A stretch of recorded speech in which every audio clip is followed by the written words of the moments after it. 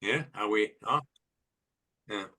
Yeah, what popped in my mind was basically keep it simple and fun in the understanding that it's complex to start a meaningful impact. That's basically what popped up in my mind.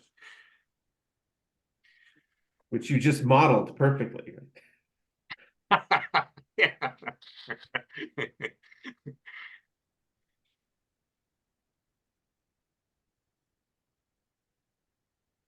Yeah, it really took the words right out of my mouth. The simple way to start was the elegant way to start, and then yeah, as seeing that as a pathway to complexity. But what really also struck me about this conversation, I mean, it has been fun. It has just been nice to connect with you fine gentlemen around the world. So, you know, I think about what Weavers need. It is just nice to connect and feel like we're not alone doing this, and to strengthen the node. That's what Chuck said. And so there is a session, I think Rachel and Tatiana are going to present the Scaling Deep in a couple of weeks. So looking forward to that as well.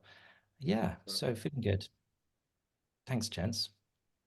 Well, and that leads right into my thought, which is I'm looking for help in scaling deep locally with a global context, right? To avoid the trap of the provincialism that sometimes happens when you scale deep locally. Yeah, that's in some circles I've worked in, we call that translocal convening, which maybe contrasts a little bit with something like bioregional, but which is another way to say we keep our local context. We're not, but we're also working at some other scale. So I think it depends on the thing. But I'm up for exploring that more with you, and maybe with our mutual friend Peter Block, who also seemed interested in that. And that's part of this pattern of conversation weaving and what it offers, right? Is to say we don't have to all be in the same place at the same time to have a conversation together. And each instance of the conversation can be, can have its own context that makes it powerful and meaningful to those participating.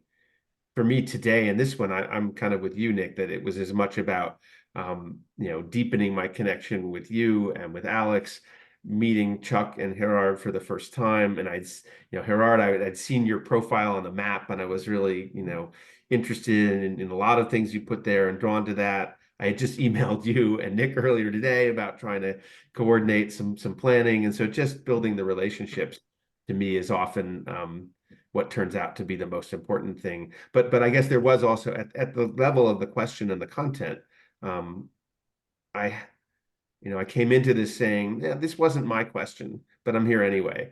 And what I found was that there was nothing that anybody said that I couldn't connect with and resonate with. And so this idea that we are part of some very powerful global tribe, with lots of different diverse dimensions to it.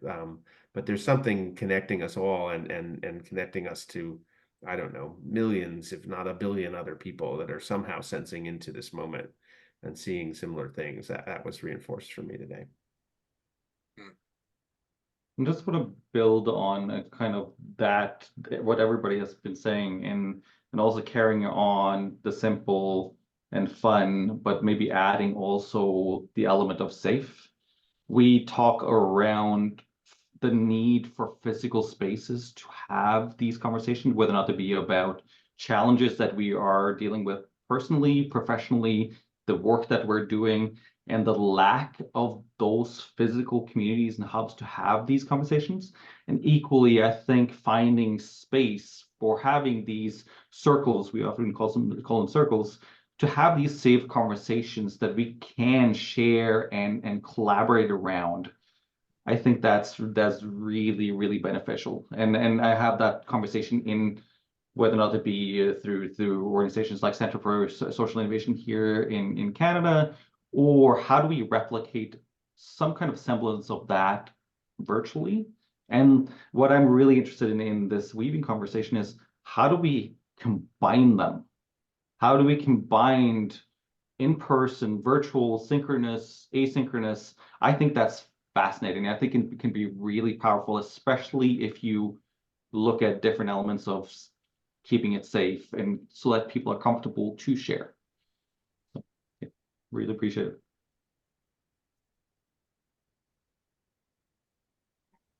it. The money piece came up in our conversation too, in a couple of times in an interesting way that you know, we need more resourcing of this work, and that the for-profit model and even perhaps the traditional, you know, nonprofit model doesn't seem to be working to support this work at the scale we want. So that's another conversation on our list, but it does feel like the two are pretty closely tied together. And it's a bit of a paradox for me too, because I think part of the whole point is we need to stop centering money. You know, Gerard, you were making that point, right?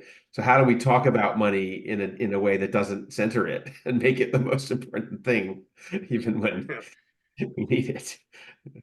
Yeah, I think that's the key with lots of things. The purpose drive, and then sustainable finance, and then what I call, you have a lot of me thinkers, but you need to have we thinkers and doers also.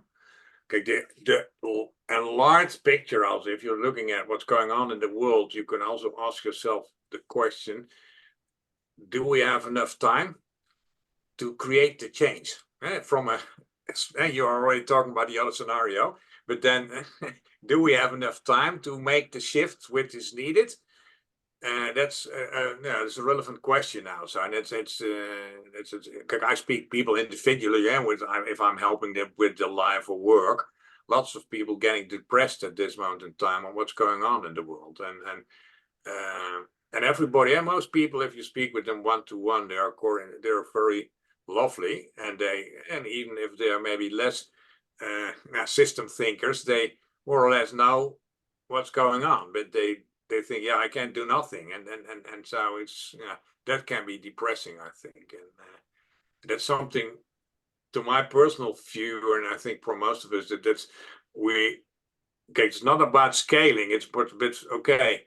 It will be very sad if we are on the right track and we are too late.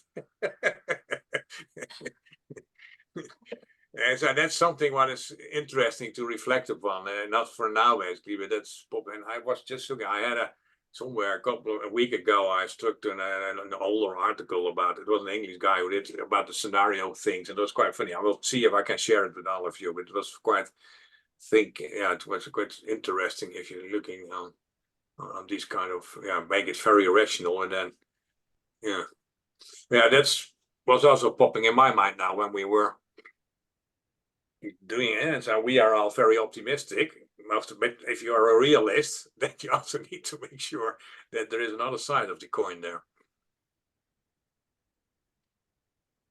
Thank you, Ben and all. I need to leave now, actually, for a meeting on education. Okay, that's a big surprise. I'll be looking forward to more interactive network. Thank you. Thanks. Yeah, Yeah, fun. good. Everyone.